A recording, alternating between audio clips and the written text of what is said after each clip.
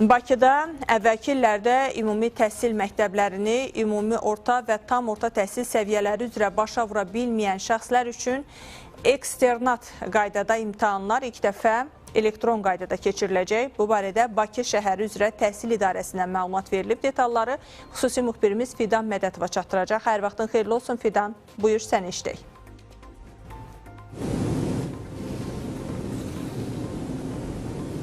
Salam, hər vaxtınız xeyir olsun. Bəli, bu il, yəni 2026-cı ildə ilk dəfə eksternat imtahanlar elektron qaydada təşkil olunacaq. Xatırladaq ki, bundan əvvəl imtahan prosesi adi qaydada təşkil olunurdu.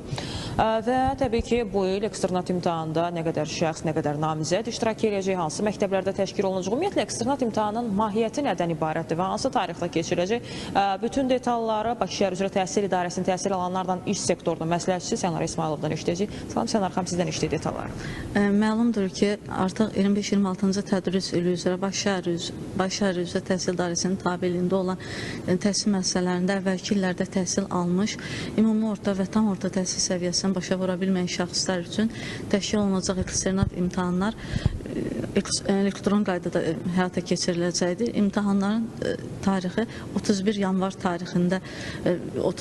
tarixində paytaxtdakı 10, 158, 229 və 263 nömrəli ümumi təhsil məktəblərində və 220 nömrəli məktəb liseydə təşkil olunacaqdır. Qeyd edək ki, imtahanın məkanı və vaxtı barəsində namizədlərə qeydiyyatdan keçdiyi mobil telefonlara SMS bildirişlər göndəriləcəkdir. Namizədlərin imtahanda iştirakı zamanı şəxsiyyət vəsilələrinin gətirilməsi mütləqdir. İmtahanların vaxtı mütləqdir. Eksternat imtahanların keçirilməsində məqsəd müəyyən səbəblərdən ümumi orta və tam orta təhsil səviyyəsini başa vura bilməyən şəxslər üçün ümumi orta təhsil səviyyəsi başa vura bilməyən şəxslər üçün ümumi orta təhsil səviyyəsi üzrə buraxılış imtahanında iştirak edib müvafiq təhsil sənədi almaqdır. İmtahanlardan uğur qazanmış namizədlər dövlət imtahan mərkəzlərindən təşkil olunacaq buraxılış imtahanlarında iştirak etmək hüququ qazanacaqlar.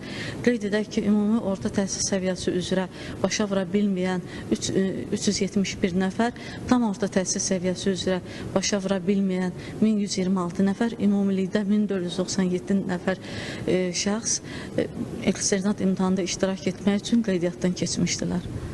Təşəkkür ederiz Sənar xanım. Çatdığınız detallı informasiyalara görə və bəli bir davul olmazdır ki, bu il bir yenilik var idi. Hansı ki, eksternat imtahanlar artıq ilk dəfə olaraq elektron qaydada təşkil olunacaqdır və bu istiqamətdən elə çıxış eləyərək həmin imtahanla bağlı detallı şəkildə informasiyaları sizlə bölüşməyə çalışdıq. Hələ ki, bizdəki son informasiyalar bu qədər idi.